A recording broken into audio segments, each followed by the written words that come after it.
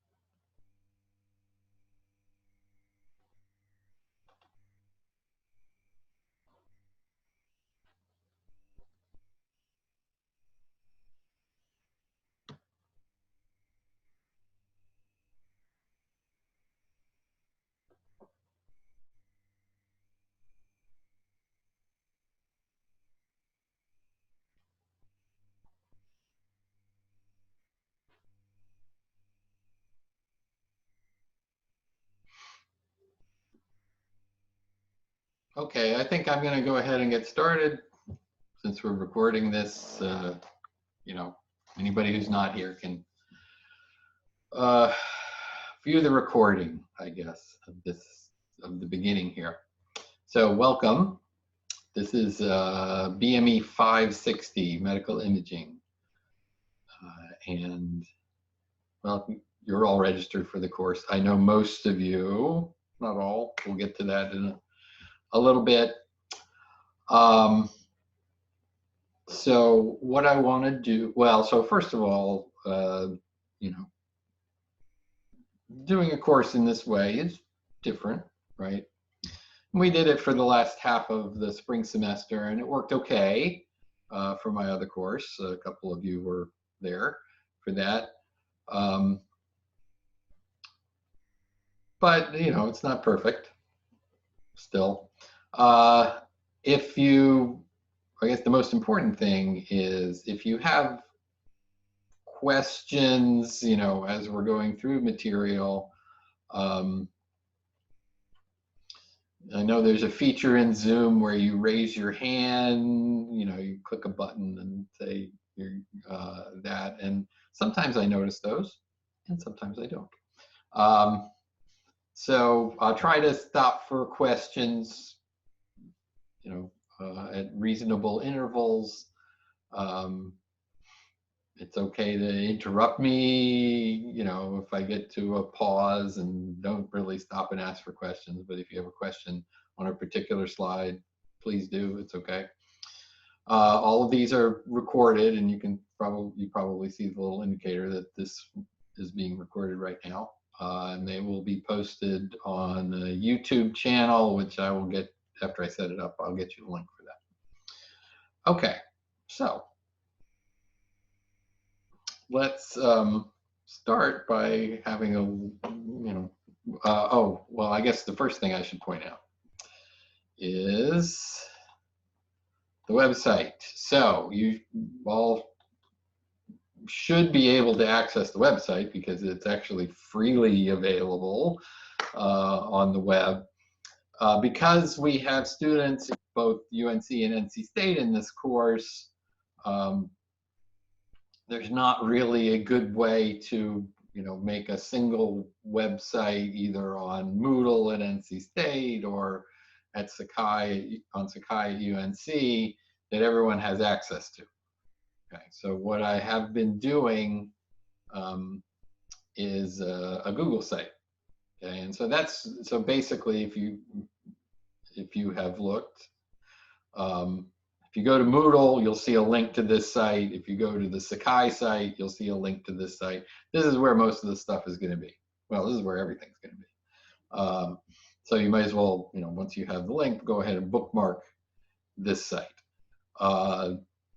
And we'll go through the syllabus a bit later, but there's a lot here, but on the first page, there's not a lot.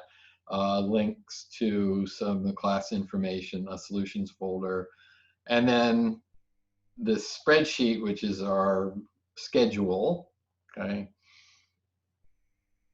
And with each day on the schedule, you will find the notes that are associated with that day. Sometimes if we, get a little behind or end up working ahead a little bit, we may move on to, we may go back to some previous ones, but for the most part, this is the schedule we're going to follow.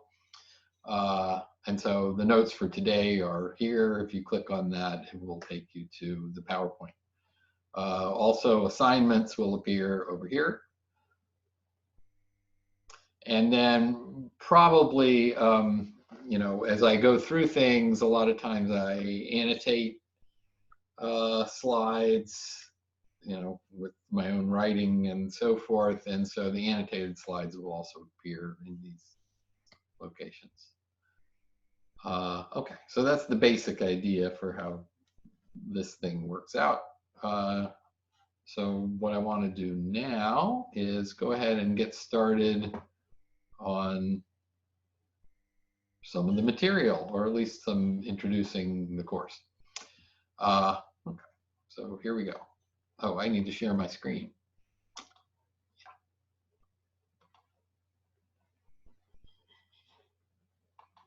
In fact, you couldn't see my whole discussion of the website because I didn't share my screen. Anyway, that's the website. Okay, so basically feel free to explore it yourself. All right, so let's go here now. Okay, so where we're going to start are some kind of introductory topics where we kind of go back to some of the things that you've seen in other courses and are sort of prerequisites, but not exactly, in the sense that I'll kind of go back over them as they apply to this particular topic of medical imaging. So we'll wait a little bit to see about introducing everyone. So right now we're going to kind of start with about the course, and then we're going to jump right into some introductory topics that follow from linear systems. So, you know, again, that's ostensibly a prerequisite, but I'm going to cover that, the important material at this point. We will look at the syllabus, and there is an assignment 0. It's assignment 0 because it's not graded. Okay? So it doesn't count for anything, but it's just you providing some basic information. Okay, so overall, the perspective on a medical imaging system kind of goes, as I see it, these are systems, and you know, if nothing else, since we're biomedical engineering, engineers study systems, right?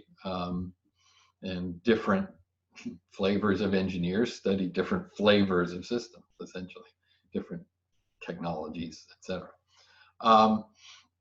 And so a medical imaging system is really a, you know, fairly complex thing that really involves both hardware, clearly, in many cases software, right, as well as the applications. In other words, if you're learning about medical imaging systems, it's kind of very closely integrated with what they're used for, how they're used medically. And of course, in some cases, there are very specialized systems for very specialized applications. So mammography is a really good example of that, right?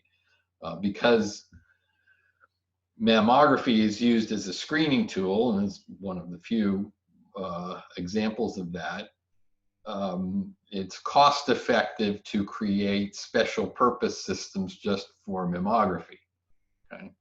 However, if you look at, you know, other X-ray applications, most of them are done with general purpose systems that can be used for doing chest X-rays, extremities, et cetera, right? And so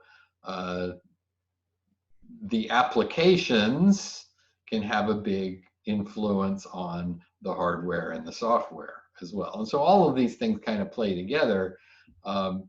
And I didn't draw the part, but all of it is influenced by medicine in general and the economics of medicine, which is the thing we're going to refer to a lot. And there's a lot of things that you can say, oh, it'd be, you know, we have the technology to do that. It'd be great to do it. Yeah, but it's not cost effective in many cases. And so we're going to refer to that situation a lot also, because that influences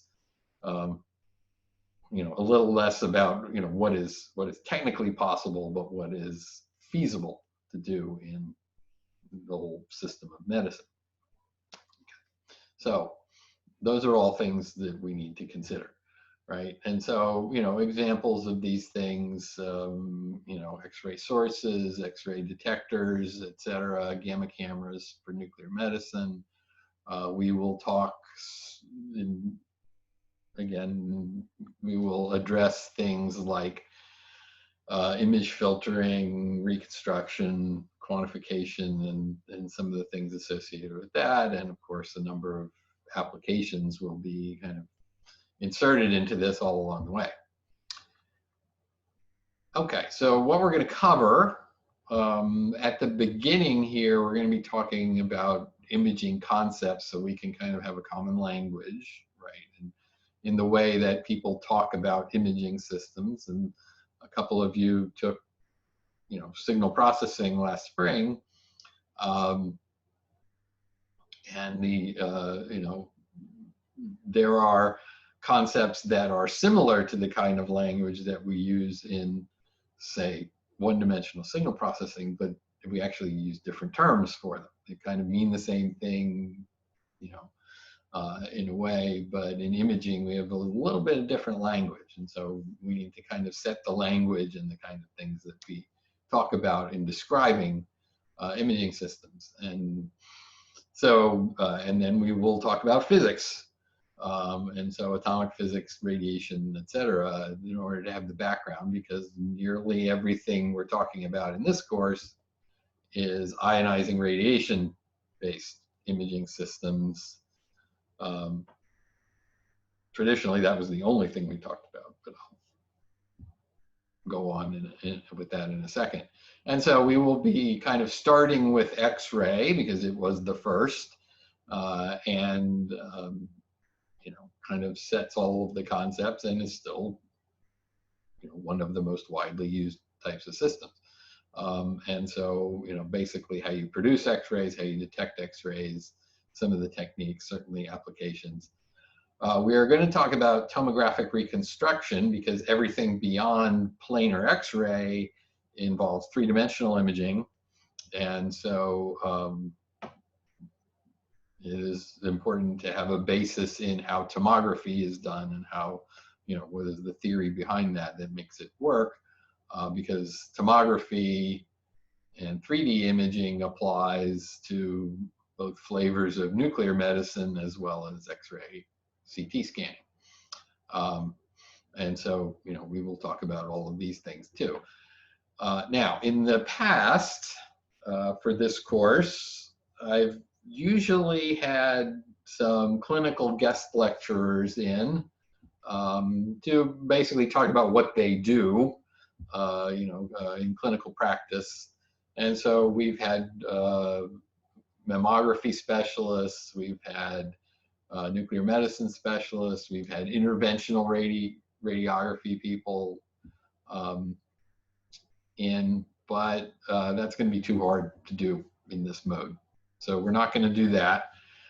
So instead of that, I've decided to add some material at the end on MRI because in the old days, as we originally planned it, this was actually one of two courses in medical imaging. The other one would cover MRI, ultrasound, and some optical imaging. But that course hadn't been taught for years. I didn't teach that course, someone else. And so at the moment, we don't really teach much about MRI anywhere in BME. And since I am, I've worked in all of these things and we work in MRI now, we're going to throw in some MRI, even though it doesn't, it doesn't fit into the ionizing radiation paradigm, doesn't use ionizing radiation. We can still talk about MRI because, it is a whole body imaging system, very much like these others. And, it's worth certainly any student learning about medical imaging should know, what all of the big hardware does. And so we will add MRI to the course. So that's your bonus for the fact that we can't really have clinical guest lectures. The other thing that we normally did that we can't do under the current conditions is we would have a tour of the UNC radiology department, which we will not do. But I'll see if I can find us a virtual tour. Not quite as interesting, especially in some cases we got to see some of the scanners with their covers off because they were being serviced. Because one of the things about these, the big imaging hardware is it gets serviced a lot. And so the companies that sell these make a lot of money on service contracts, in fact. Okay, we will not talk about ultrasound, and we will not really talk about optical imaging in this course. Okay, so those are the things that we're going to be covering in this. Oh, and there is actually one other thing that's not listed here, which is radiation biology. In other words, some of the, what effects does radiation have on biological systems? Because a lot of the limitations that go into all of these systems have to do with radiation dose that you're giving to the subject.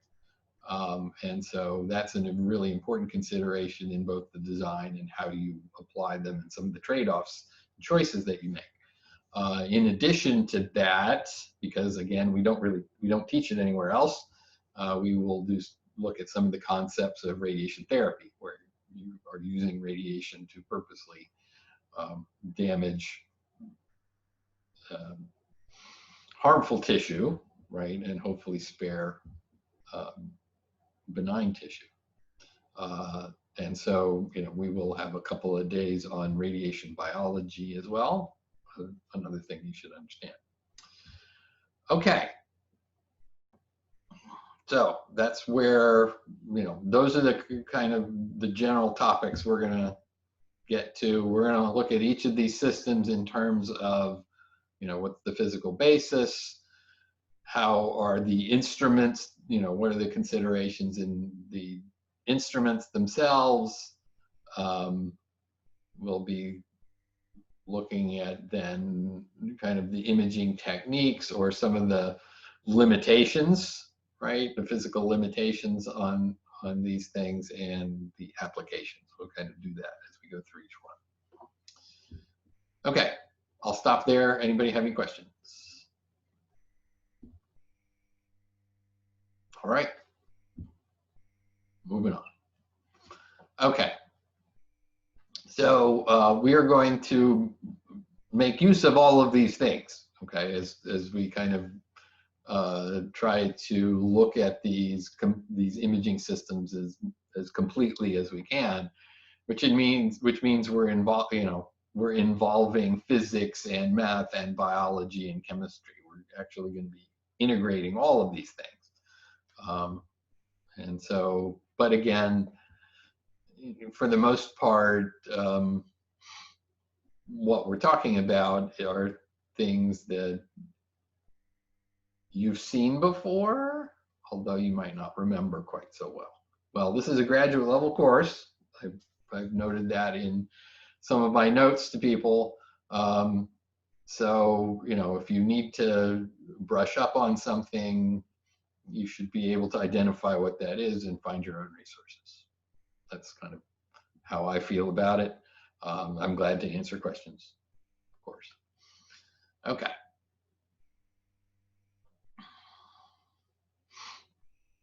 So, again, what I say about prerequisites as the course is listed, physics, especially atomic structure and basic nuclear, the stuff you cover in, like, I don't know, physics 2 or so, probably. Probability and statistics, again, some of that, but nothing too sophisticated, mostly probability distributions, some of the basic statistics, mean variance, et cetera, are things we will refer to. And then linear systems, which, well, again, those of you who are BME undergrads, I know you've had that.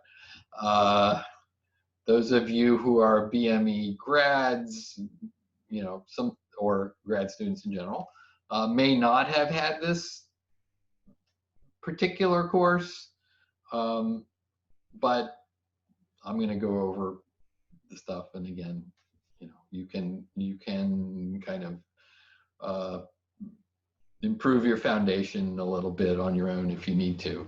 The main things about linear systems are systems and how we characterize and think of systems that have inputs and outputs, because that's exactly what an imaging system is, and the Fourier analysis stuff, which you may not have had in the context of linear systems, but you may have had in the context of differential equations and things like that. But basically frequency analysis and what it is frequencies mean. So this is some of the first stuff we're going to talk about, though. Okay. So first question is, this is actually drawn from my signal processing course, right? What is a signal? Well, it's just a representation of the change of some number of dependent variables with respect to changes in some number of independent variables. In other words, it's something you can put on a graph, right? I mean, that's basically what we need. Maybe it might be more than one line on the graph if you have a multi-variable system. And if you have maybe more than one independent variable, you might be doing a 3D plot, or if you have more than two independent variables, then you've got to be clever about how you visualize your data. But essentially, that could be a signal. And the implication of signal is it's something that we measured from something, right? So usually with a signal, we think of a single independent variable, and usually it's time, but doesn't have to be, right? So time on the x-axis, and some dependent variable, which is the measurement. Again, often with biomedical signals, we're talking about voltages, but it doesn't have to be that, or it could be a voltage that we translated, that is calibrated to mean something else, pressure, temperature, displacement, because you're using a transducer of some kind. Okay, so, again, we can visualize that on a graph. Piece of cake. This is an EEG signal. So we just extend that concept to images. Images are signals, something, we measure them usually. It doesn't have to be that, but and it has at least two independent variables. When sometimes people will talk about 1D images, but that's that, right? And they'll talk about 1D images when, especially in the context of the x-axis being spatial in nature. But okay, you can say that, but I feel like an image in most cases needs at least two independent variables that are spatial. Now, it may have other ones, okay? But that's one of the important differences when with talking about time domain signal processing, because of the unique properties of time. Really, time only goes one direction for the most part, especially if you're working in real time. And in a lot of times a lot of cases you have to deal with special considerations for real time processing and things like that. But in the case where our independent variables are spatial, we can go either direction, doesn't matter. And the dependent variable is intensity. And that's going to be kind of a general term we're going to use for all images. But of course, in any kind of measurement situation, the question is, okay, the intensity of what? What does that intensity mean within that particular imaging modality? Because every imaging modality means something a little different, right? Because of the physics behind the measurement.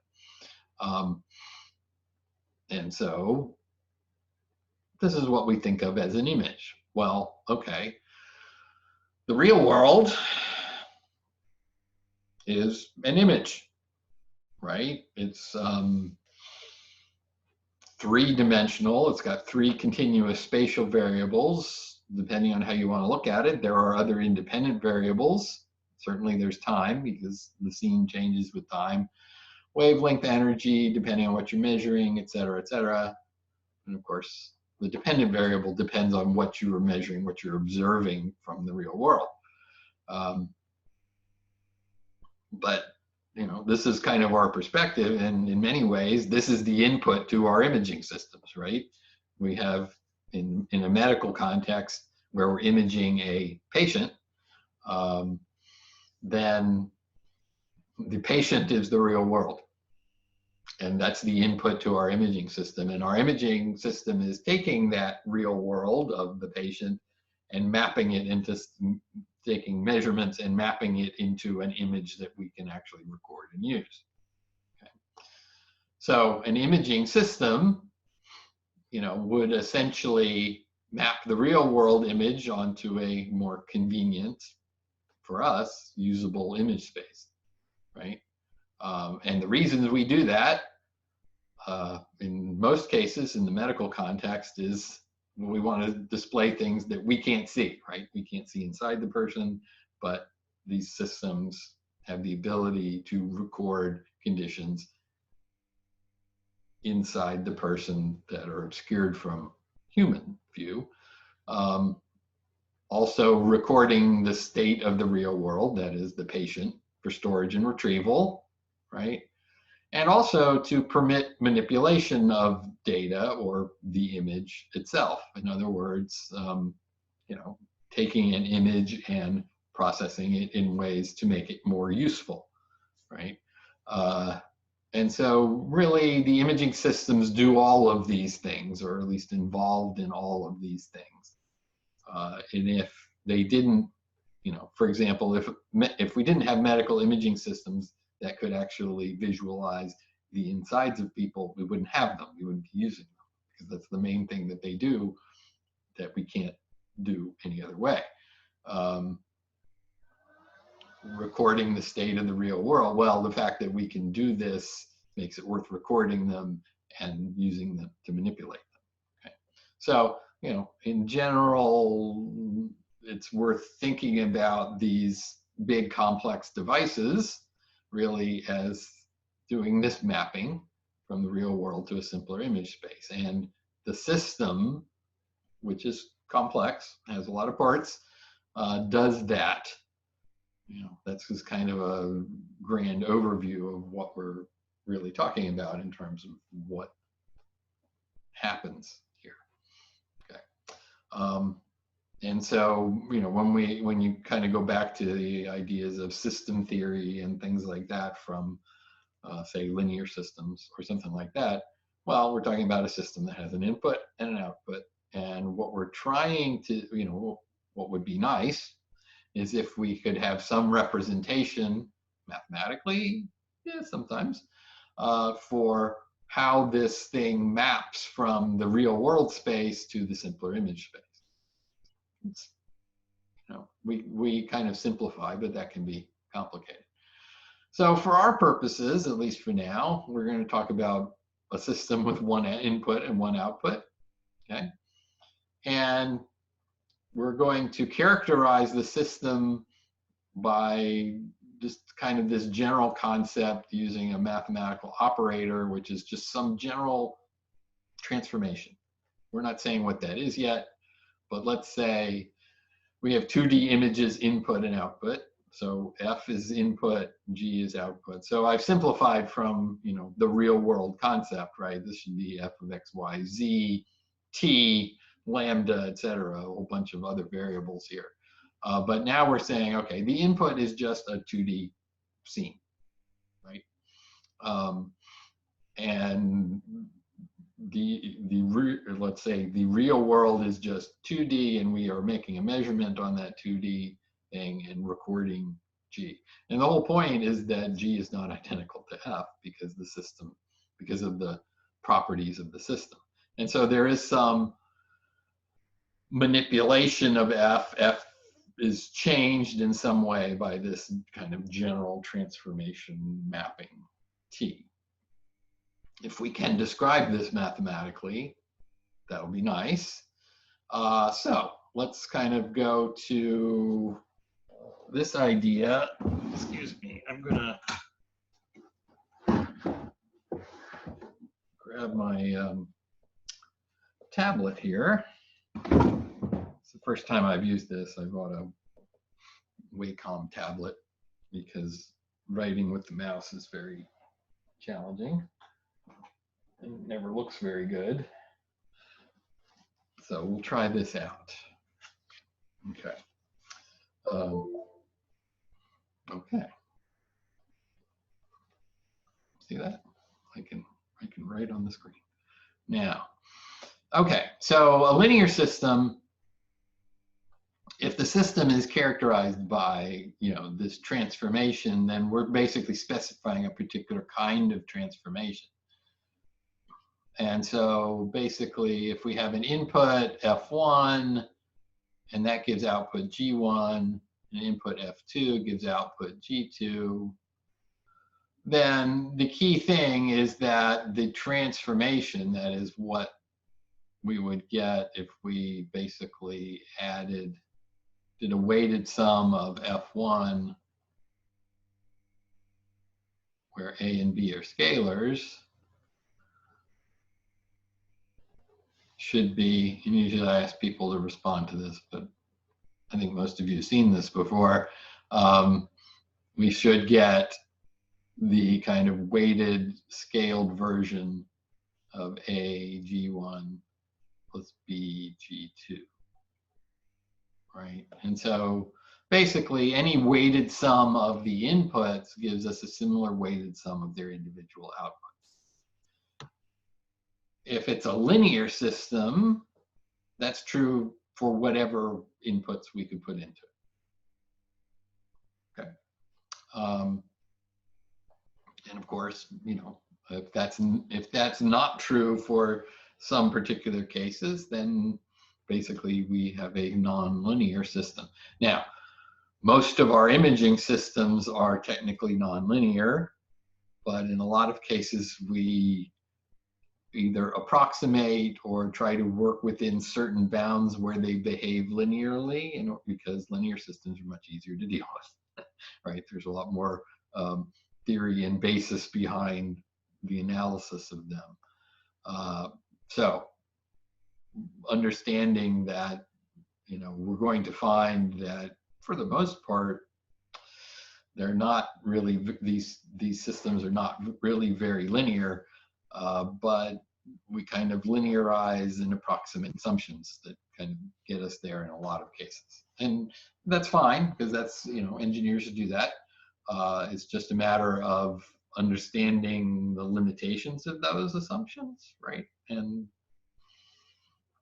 knowing where they could go wrong. Okay, so that's linearity. Anybody have any questions at this point? Hopefully everyone's, more or less familiar with that idea. Okay.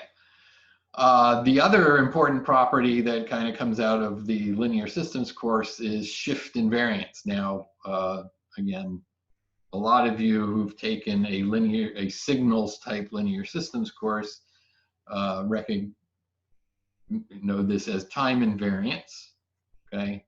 But if you take my course, right, I use the more general term shift invariance because shift invariance applies to imaging systems as well as time domain systems. So, where you might have seen something, so you might know this as, time invariance. But of course, we're not talking about time domain systems. And again, in a linear systems course, you might have talked about linear time invariant systems, LTI, but we instead say linear shift invariant systems, LSI. Okay, so again, the concept is the same. It's just, the language has to change now that we're not dealing with time anymore. Okay. Now, if we have a shift invariant system, basically conceptually what that means is the properties of the system don't really change with shifts in the independent variable. In other words, in a time system, the system doesn't change with time. In our case, in a shift invariant system where the independent variables are spatial, the idea is the spatial properties of the system don't change with respect to where you are in the image field of view. So the center of the field of view, the corners of the field of view, anywhere in the field of view, you're going to have the same image properties of the imaging system. Again, this is going to be an approximation in a lot of cases because it's strictly not true for most of our physical imaging systems, but as an approximation, it'll work okay in a lot of applications. So if we have if we have an input f of xy and it gives an output g of xy, then basically the system in mapping f of, let's say, x plus delta x, in other words, if we move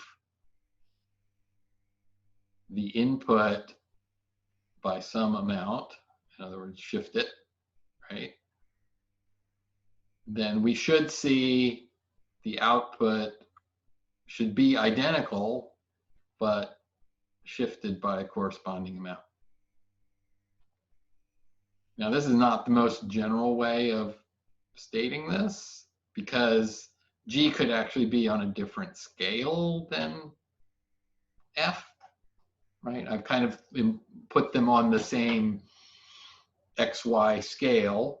The more general approach would be, G would be like an X prime, Y prime, and would have some proportional shift, but otherwise would be identical. Okay, but let's not worry about that. This is good enough for our purposes. Again, that's true for all inputs and everywhere in the field of view.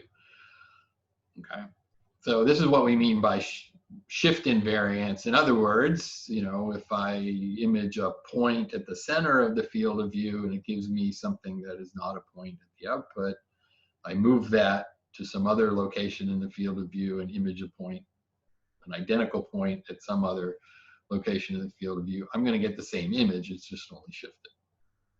Okay, does anybody have any questions on that? Okay.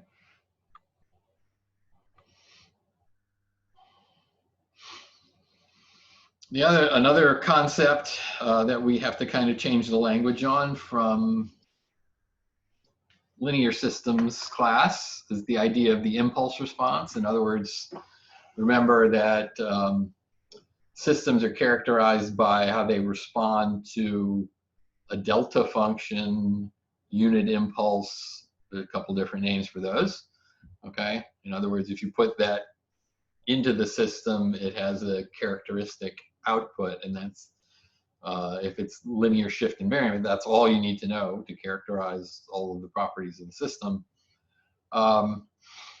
In imaging, we have the same concept, we just give it a different name, okay? And it's a good descriptive name. It's a point spread function, or PSF. I don't know if it shows up on your screen, but there's actually a little point here. Okay, so that's the two-dimensional equivalent of a delta function or a unit impulse, right? So basically, in a discrete sense, we have one pixel on here at the center and everything else is 0. Okay, you might, and this is the two-dimensional version of this guy, right? The unit impulse function, which we would call delta, we'll call it X in this case. Okay, and so this is a delta of XY. I'll write that down.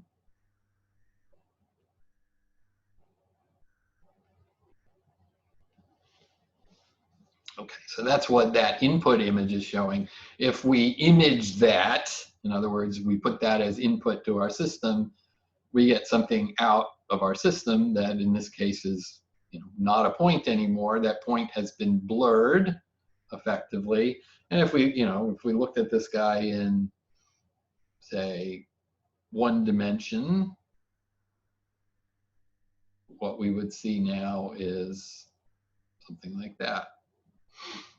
Those of you who are in my other course remember the Gaussian function, right? That's actually a two-dimensional Gaussian right there. And so basically you have a point goes in and it doesn't come out as a point anymore. The system changes it, in this case blurs it, right? And so this is the point spread function of that system. Okay.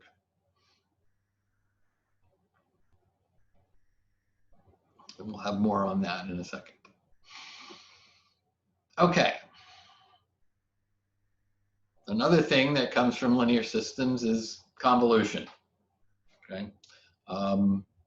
And again, in most linear systems classes, you get bogged down with actually, the mechanics of trying to do a convolution operation, and especially graphical convolution, which again, those of you who take my course know I think is ridiculous, but there it is. They've been teaching it that way for a really long time.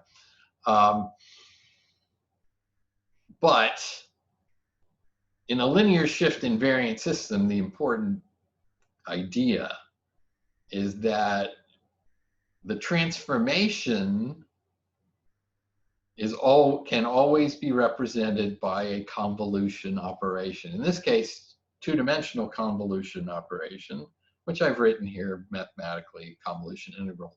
But usually we indicate convolution with a star as an operator. And so the whole idea, of course, is that if this is a linear shift invariant system characterized by its point spread function, h of xy, okay, in other words, what happens here, then to find the output for any input, we just do a two-dimensional convolution of the input image, whatever that is, with the point spread function. Okay. And so this is just an extension of, what happens in linear systems class in one dimension. Now it happens in two dimensions. Hopefully you can see it could extend to three or more dimensions, right? Same idea. We just start, comma, other variable, comma, other variable, etc. Okay. So if this is true, and the really important result of this is if you have a linear shift invariant system, right, this is all you need to know. And if you know that, you could model or use it to calculate the output for any input if you know that. Okay, because that's the only thing that's necessary. Okay, and this is why, linear shift invariant, it's nice to be able to approximate something as a linear shift invariant system, because you don't need very much information. You just need that. Okay, so that's the idea of 2D convolution. A way of looking at that, by the way, is to say, oh, you know what, the input image is really, especially if you think of it as a discrete image, pixel, pixel, pixel, pixel, right, individual pixels. The input image is really a weighted sum of individual delta functions, one delta function for each pixel location, right? They have different weights. In other words, they have different intensities associated with each pixel. And so the fact that it's linear says, oh, you know what?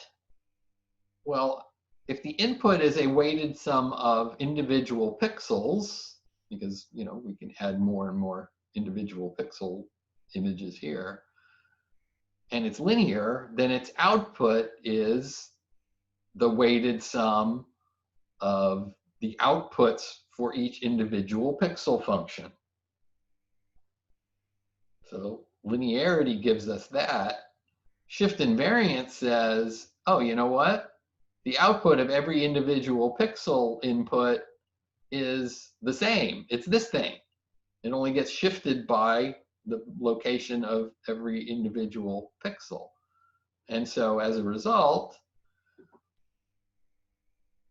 you can think of this process as saying, okay, I have an input image. I break it into a weighted sum of individual pixels. Each individual pixel makes a weighted form of this at every location. And then I add all of those together. Well, that's a conceptual way of saying, that's the convolution integral, okay? So hopefully, again, we talk about it that way in my signal processing class. I'm going through it pretty quickly here, but hopefully that's at least a reasonable justification for what convolution is. Okay, that's really all it is. I mean, if you wrote it out as breaking this into that sum and so forth, you would get a discrete convolution, which is, again, without integrals, but with summations here, basically the same thing. Okay, so that's me justifying convolution.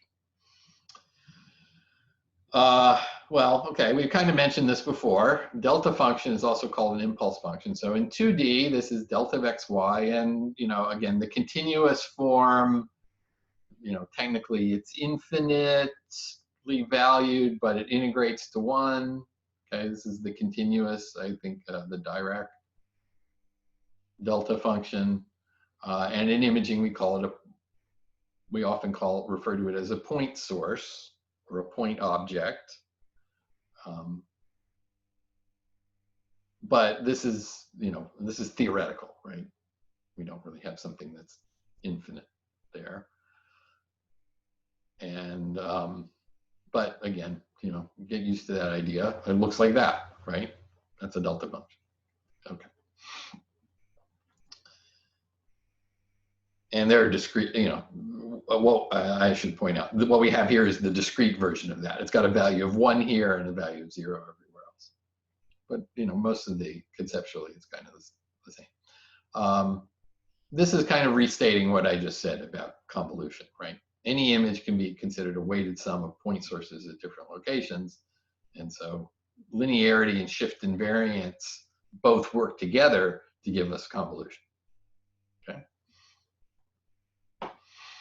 Point spread function. So again, if we have linear shift invariant system, the only thing we need to know is the point spread function. And in a lot of cases, people will try to measure the point spread function of their imaging system.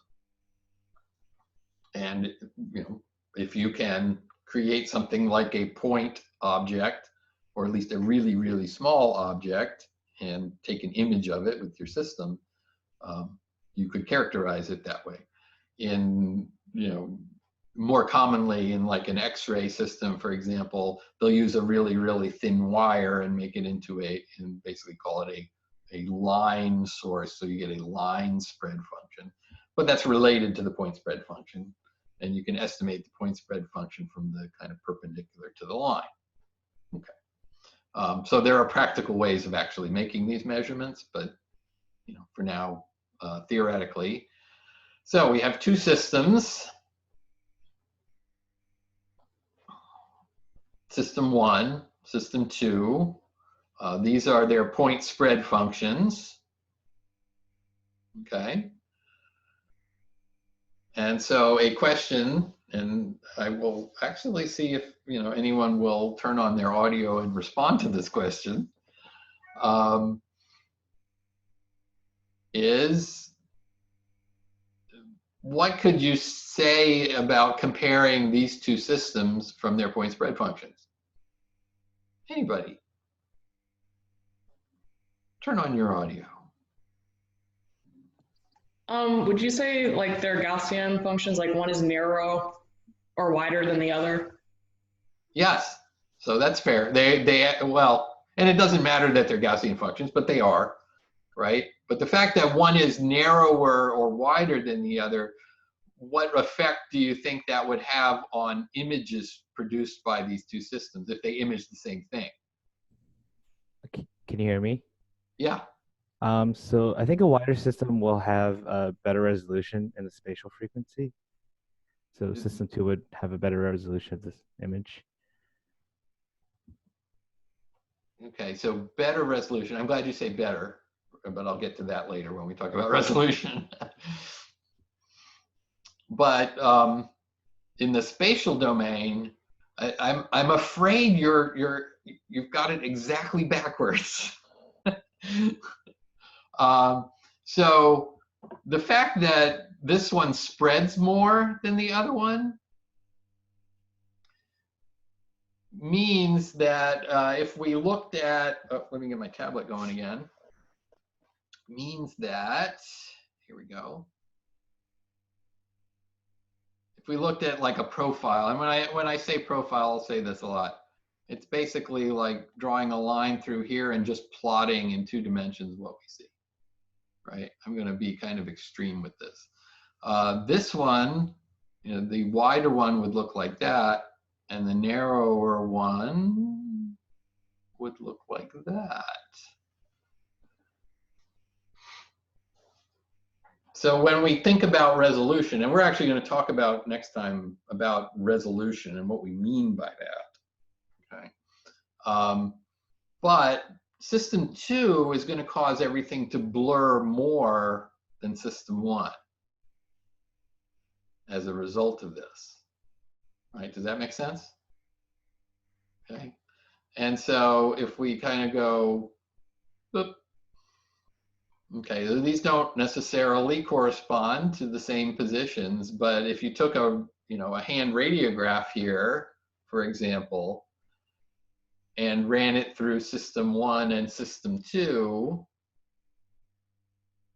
think about the fact that at from the input, every little point gets blurred by this or blurred by that in these 2 systems.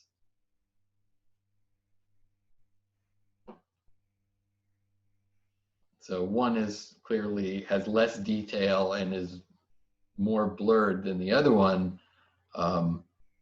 Basically, system 2 is this guy.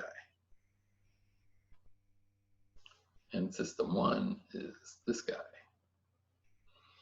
And so when we talk about, you know, conceptually, when we talk about resolution, we're thinking in terms of, okay, what's going to have more detail, what's going to have sharper features, what's going to be less blurred, okay? Then system 1 is actually going to produce less blurring, and we would generally say that's better resolution, right, than system 2. Any thoughts on that? Any questions on that?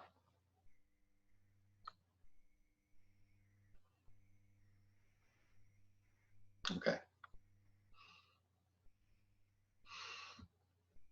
Okay, so in terms of point spread functions, you know, we look at these things and we say, okay, this one, well, we'll look at the frequency arguments on these things in a little bit, but basically this one has more high frequency content than that one because sharp edges mean high frequency. And so that's going to translate into some of the ways we think of resolution. Okay.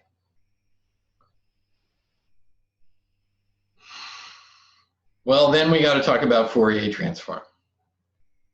And I'll say a couple of things about this. First of all, you know, we're not doing Fourier integrals in this class, but we use the Fourier transform kind of conceptually. If we have to do anything, these should be double integrals, excuse me. If we have to do anything with these, we're going to look them up in tables. Okay. And there's probably a few, you know, general Fourier transform functions that you should know and be aware of anyway.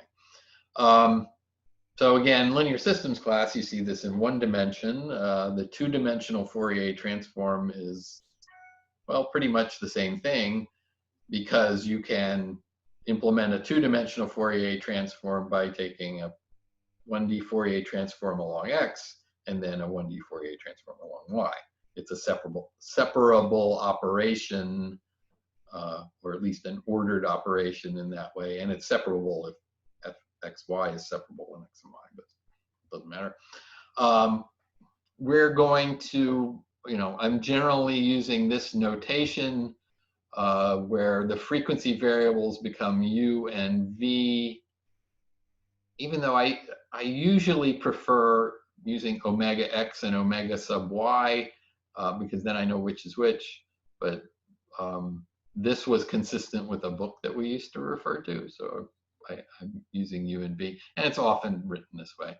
Also, I use, since I was originally trained as an electrical engineer, I use J instead of I, but you can use I if you want, for the imaginary element, square root -1. Okay. The key thing, of course, in the Fourier transform is it's complex. It has real and imaginary parts, okay? And so that's an important thing to think about. A lot of times we're going to refer to the units of frequency, right? And so again, when we're talking about time in time domain signal processing, the units are cycles per unit time, or usually cycles per second, hertz. Okay, hertz or cycles per second. And so, you know, again, the language has to change because we're not in the time world anymore. And so when the independent variable is spatial, we're going to be using different units. And generally, those are going to be things like cycles, because we're still cycles per something, right? Cycles per spatial unit, so cycles per centimeter, cycles per millimeter, etc. Okay.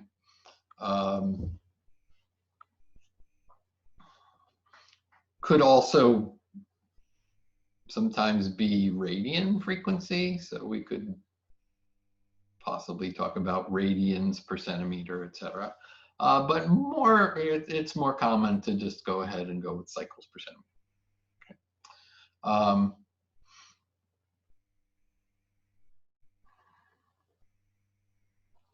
Now, Fourier transform is kind of fundamental to all linear shift invariant systems. And again, this is not something we're going to prove, but this is something you see in linear systems class, and it still holds in multi-dimensions. With the idea being that, okay, you remember what we had here was that we could say, let me get my, there it goes. We can basically say, oh, okay, f of xy convolved with h of xy is g of xy. But the convolution property of the Fourier transform says an equivalent way to get there is to take a forward Fourier transform. This is a Fourier transform, by the way. That funky scripty f is my Fourier transform operator, which, by the way, is a linear system in itself. Multiply by the Fourier transform of this guy, and so capital H of uv is the Fourier transform of h of xy. And then invert the Fourier transform. That's what that one is. I'll label it.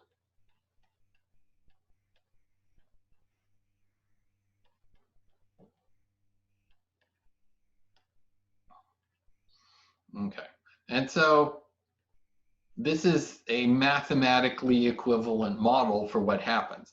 Now, you know, in a real linear shift invariant system, it doesn't do this, right? It doesn't take the Fourier transform and multiply by this thing and then invert the Fourier transform. You can write a program that does that. And so you could have, you know, an imaging system could be a program you write, input image, output image, okay? And so you could do that. But physical systems aren't taking Fourier transforms unless, you know, you actually do Fourier optics and make a physical system that does that. But this is a black box for an equivalent mathematical model that works in the case of linear shift invariant system. If your systems are not linear or not shift invariant or not linear, this doesn't hold anymore.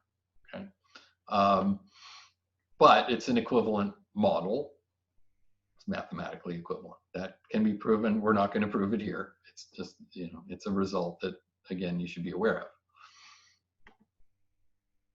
Okay, and so here's one more important concept. I think, and that is that the Fourier transform of the point spread function is the system frequency response. Remember, in 1D, the Fourier transform of the impulse response is what we call the system frequency response. In imaging, we refer to it, well, it can be referred to as the frequency response or the transfer function of the system, or often the optical transfer function, or OTF.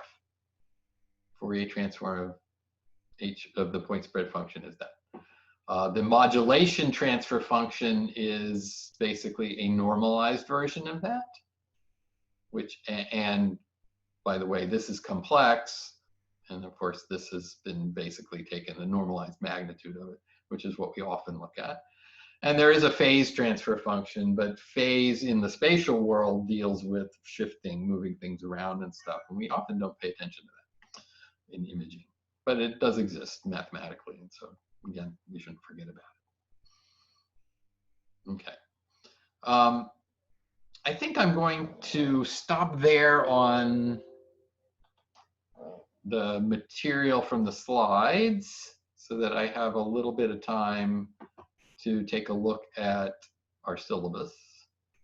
Does anybody have any questions at this point? Okay. Okay, so we kind of introduced the website before. Solutions to assignments will appear here. Oh darn, there's nothing there right now.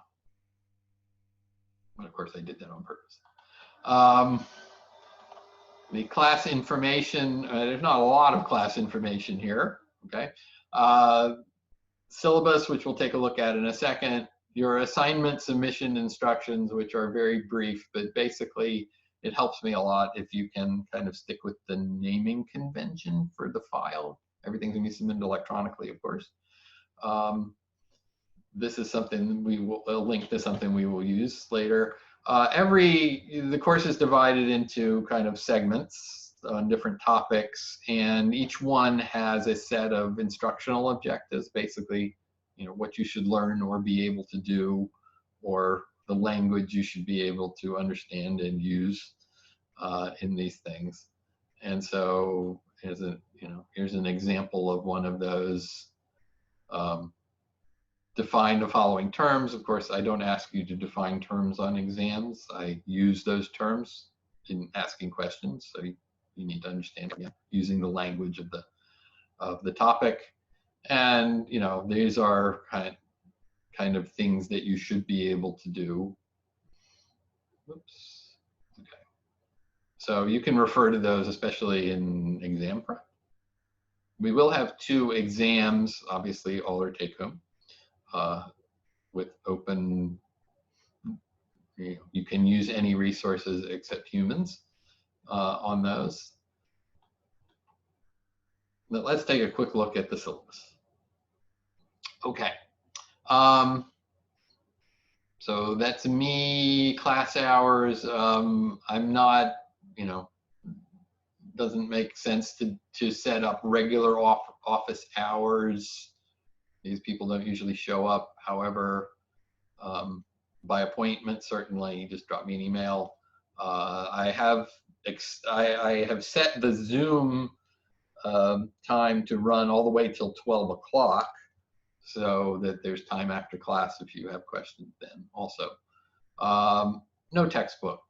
Find your own resources. Okay. Again, graduate class, you should be able to do that. The prerequisites we've already mentioned. We've described the course, a list of things you should be able to do in the course. I should point out policies and procedures. Well, attendance is expected, but of course it's being recorded, right? So if you can't make it, you can access the recording. However, I will say, we're gonna, for now at least, we're gonna go with live sessions at the scheduled class time that are recorded. But if people, you know, stop showing up for these, I'm going to go to pre-recorded and basically having shorter live Q&A at the class time, which works also. But again, we're going to do it this way for now. and we'll see how it goes. Okay. Late assignments, those of you who've been in my classes know that I'm, pretty forgiving on that for the most part. Just, it's good to let me know if you've got other stuff and you need to be late on this or that. And again, at some point I have to post a solution, and at that point I really can't accept it anymore.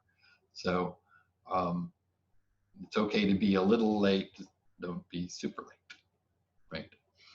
Okay, exams, again, we will have two at-home exams, and basically I've left spaces on the schedule where we will not have class on those days, and that's intended to basically give you, at least set up a block of time for you to work on the exam. And then we will have a final in the same way. Okay. You are certainly expected to stick with the code of student conduct of your particular university. Reasonable accommodations for students with disabilities. If I get notices from the disability services offices, we can talk about what's necessary. However, in this format, I think, especially with the flexibility involved in having recordings and things like that, don't think there are going to be any issues. Grading, there's homework assignments, roughly weekly, 3 exams, and there is a research paper, again, graduate class. So basically, we'll talk more about that in detail later, but the basic idea will be to look at it, to basically do a research paper on a current topic related to some of these imaging systems, and especially referring to recent research into some interesting stuff that's a little, let's say, beyond the scope of what we can go into in detail in the class. Those will be partly peer graded. In other words, each of you will probably read 2 from your peers, and partly graded by me. The grading scale is standard, however, we can't give A+ anymore. So you can't get an A+, but you can get an A. Let's see, written assignments, a problem from the book. Well, there's no book, so anyway. Basically, if it's fine for you to handwrite stuff on assignments, sometimes that's easier, just scan them. If you make everything into a PDF, that's certainly the easiest thing for me. But if it's in Word format, I just convert them to PDF anyway. If you convert it to PDF, that saves me some time. But either way is okay. Just it helps me for you to use the naming convention, which is basically your last name underline assignment number. It says that in that other document. Assignment due dates, they'll be posted, but they're a little bit flexible. Just don't stretch them out too long. And then exams, I've already talked about. Topics covered, that's our list of topics, which again is on the schedule. There's a couple of addendums to the syllabus that we're required, that we've been asked to add, including Title IX statements here and here. So please refer to those, and those involve, those basically point to resources in any of these situations listed. And then there are also COVID-19 policies, which again, mostly don't apply because they're mostly intended for in-person classes, which I just decided there's no point, right? This is already, with it being a 2-campus class and trying to deal with rules of 2 different campuses and things like that, it's just going to be much easier to go online from the beginning. However, we are still asked to put those in our syllabi. So, hey, please do all the common sense things that you are asked to do. There's actually quite a long list of them for NC State. The main thing that might impact someone has to do with some of the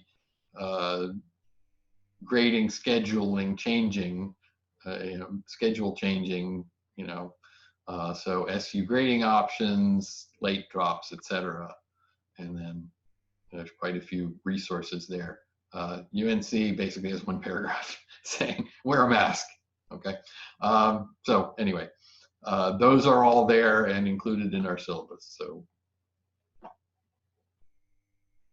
those are the things we are asked to do. Does anybody have any questions at this point on syllabus issues, anything related to that?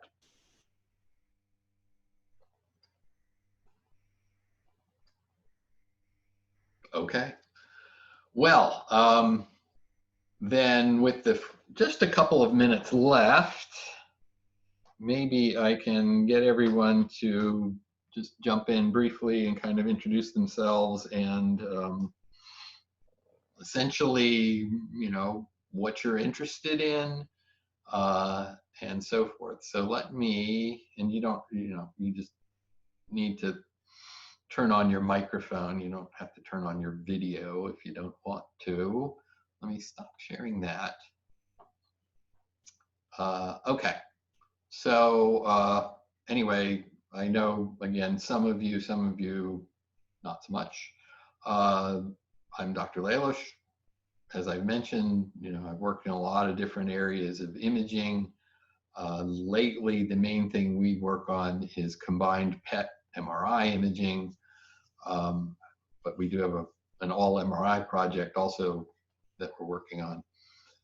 And I'll talk more about that later. Basically, we have several collaborations looking at brain research and some orthopedic imaging. And we just got approval after all of the COVID-related issues to start recruiting for our kidney cancer PET MR project, which again, probably something I will mention more about as we talk about PET.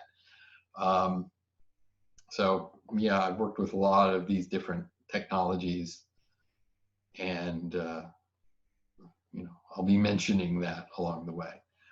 So if we can go, let's see, Alex Billingsley. I got two Alexes. Alex Billingsley, would you jump in and just tell everyone, who you are, what you're working on? Yeah, sure. So obviously my name is Alex, and I'm now second year in the BME560 program. And the stuff that I'm currently working on in the lab, we have a orthopedic tomosynthesis system and a chest tomosynthesis system, and we're currently running 2 clinical studies, one for scatter removal on the chest system and another one for orthopedic wrist imaging on the ortho system. And then we've also got some other things in the pipeline for stationary CT, and I'm helping with the geometry calibration for that and a few other things. Okay, thank you.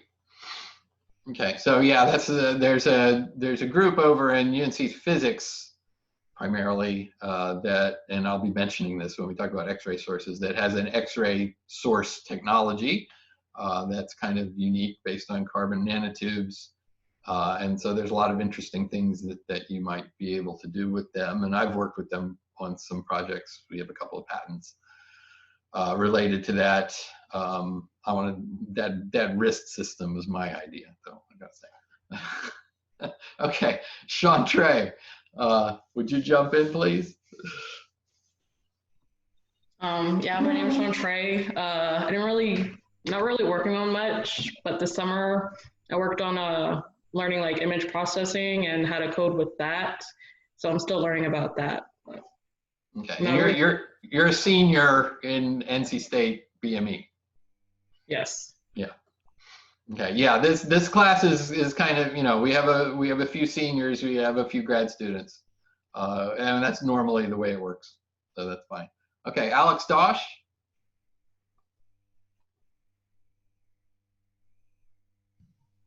So yeah, I'm Alex. I'm fifth year senior at State, and I'm not currently working on any lab or anything. Okay. What's got you interested in this? Oh, I don't know. I'm just interested in learning more about imaging. Obviously, I'm just trying to get a better idea of what I want to, I guess, focus on and trying to learn most about. Okay, thank you. Justin. Hello, everyone. My name is Justin. I'm a third-year biomath PhD student at NC State. I mainly work on modeling the cardiovascular system. I've also done some signal processing on physiological data, and I'm interested in this class because I also work with tensor decomposition, so like 3D matrices and decomposing them. And one of my collaborators, actually one of our applications, I think, is combining MRI and CT data as one as a tensor, but one as a matrix, and then trying to use tensor decomposition methods as well as like SVD and other things like that to separate different, I guess, populations, you could call it, different components. But it seemed like an interesting class to take. Okay, that's interesting stuff. That relates to some of the things we try to do in combining PET and MR and using the, essentially using, I guess, what we're calling, data science analytics, artificial intelligence methods to try to integrate data from multiple image modalities. That's a thing that we work on as well. Maddie Wood. Hey, I'm Maddie. I'm a master's student in mechanical engineering over at State.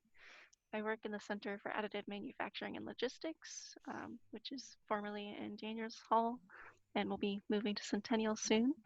I'm more on the design side of things. I'm interested in medical devices that can be 3D printed, like custom or patient-specific implants. But I use imaging to make anatomical models to make these implants or as surgical, like surgical practice. So I feel like it's important for me to understand more about where these images are coming from, how the radiation affects the patient, and that's why I'm enrolled in this class. Great, thank you. Rebecca? Hi, I'm Rebecca. I am a BME second year grad student over at UNC. So I'm in an ultrasound lab, so not completely related, but what I'm working on at the moment is creating an array to simultaneously neuromodulate in different regions of the brain with functional imaging capabilities as well. So I guess I wanted to take this class just to learn more about the different imaging modalities. It's good. Well, anybody who works in medical imaging really ought to understand at least something about all of these modalities. So that's good. And of course, you will all hear me say bad things about ultrasound, but that's really only because in BME we have like a bunch of ultrasound faculty, and then there's me, and I do everything else. Okay. So that's just from being outnumbered. Rob Chen. Well, so I'm a senior at UNC, and I'm not really doing any research right now, but I'm interested in taking this class to learn more about CT. Okay, we will definitely get there. Okay, well, I think that's all I wanted to do today. So thank you, everybody. Does anyone, so the way I'm gonna kind of work it is to say, we're going to come to a point at the end of class and say, okay, we're done. But if you want to stick around and ask questions or anything like that, that's fine. But basically, we're done. So I'll stay on. If anybody, feel free to bug out at this point. But if you have any questions, I'm glad to answer them.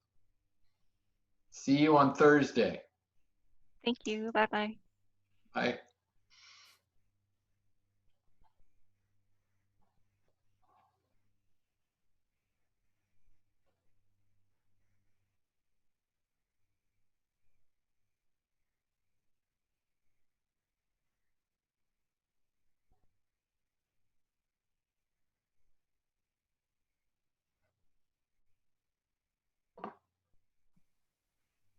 Hey, how's it going?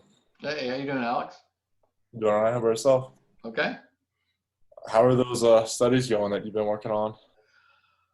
Oh, well, we got interrupted substantially when they closed down all of the human subjects research, and then we also there were a lot more hoops to jump through to restart in order to kind of to be safe with respect to COVID and stuff. And so it's actually just yesterday that we got the approval to start recruiting for our kidney study. So that's good. Our other studies, we had a lot of data backed up that hadn't been analyzed yet. So thankfully that was a thing we could do while everything was shut down. So we're about to submit a paper for the autism work. I think it's my probably a nice visit over there. It's a beautiful city. What are you saying?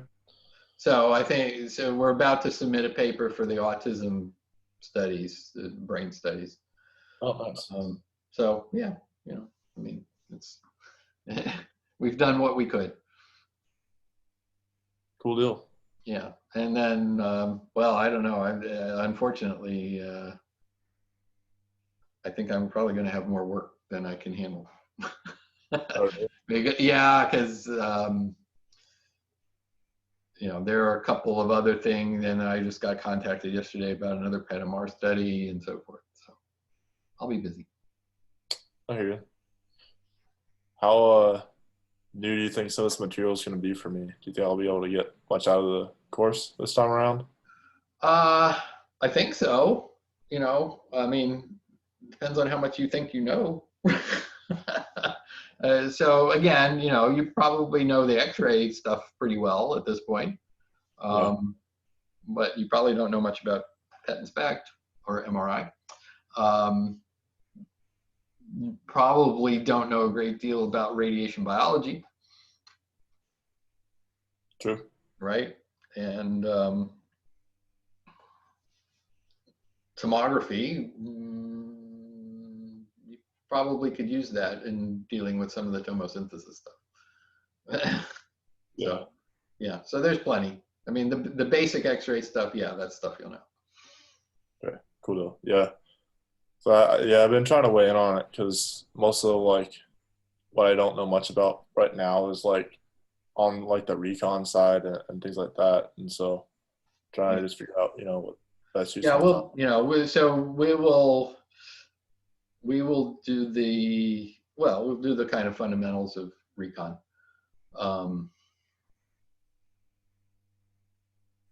mean, I used to do a whole graduate course on recon. Nothing but there aren't enough people to take that course. Oh, really? Yeah. That's about. So we'll get there, and then that's a thing. If you wanted to learn more about it, it's a thing you could do your paper on. Actually, looking at some of the recent research in that area, or tomosynthesis recon research, which is all over the map from what I've seen. So yeah. Okay. Okay. Cool deal. All right. Then we will see you next time. All right. Sounds good. All right. Bye. Easy.